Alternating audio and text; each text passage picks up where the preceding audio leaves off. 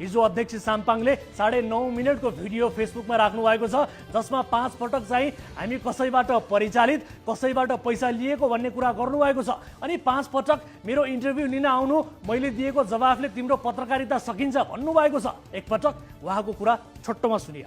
वीरेन्द्र चैरू कि खैरू भन्ने मान्छेलाई म यो भन्न चाहन्छु, र यो मान्छेले त्यो ठुलो गफ गर्दाखेरि एउटा इन्टरभ्यू गरेर मेरो लिनु नि हो होइन, इन्टरभ्यू मेरो लिनु नि, कसले कति दिएर होइन, भरण पोषण के गरेर चाहिँ साथीले यस्तो गीत गाएको हो, साथीलाई भन्न चाहन्छु एउटा इन्टरभ्यू मेरो लिनु होइन, इन्टरभ्यू मेरो लिनु। त्यो इन्टरभ्यू लिएको भोलिपल्टदेखि पत्रकारिता छोड्ने बनाउन सक्छु।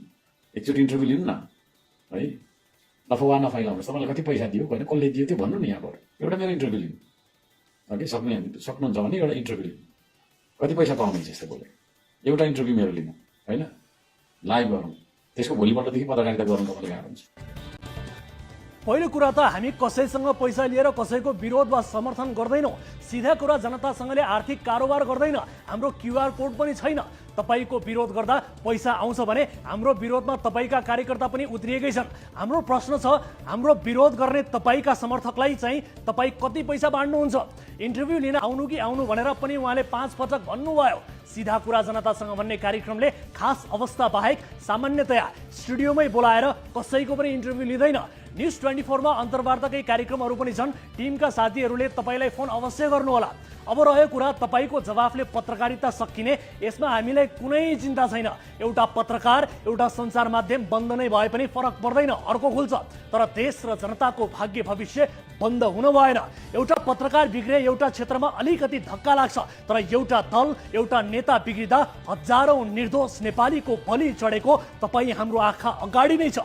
सोझा सिधा जनताले नेताको विश्वास गर्छन्। उनीहरूले भने बमोजिम मर्न र मार्न तयार हुन्छन्। अन्तिममा त्यस्तो डेडिकेसन भएका कार्यकर्ताको हालत के हुन्छ?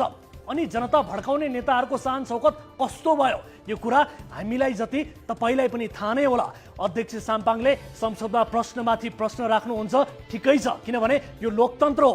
यसै कारण हामी पनि तपाईहरुमाथि अझै निर्मम, अझै घातक प्रश्न उठाउँछौँ। यही कार्यक्रमका संस्थापक रवि लामिछानेले राजनीति सुरु गरेपछि उहाँलाई त हामीले बाँकी राखेका छैनौँ भने तपाईलाई मात्र कसरी आरक्षण दिन सक्छौँ? रवि र बालेनबारे हामीले गरेको टिप्पणीको भिडियो तपाईँ स्वयंले फेसबुकमा सेयर पनि गर्नुभएको थियो, अहिले नामै बिर्सिनु भएछ।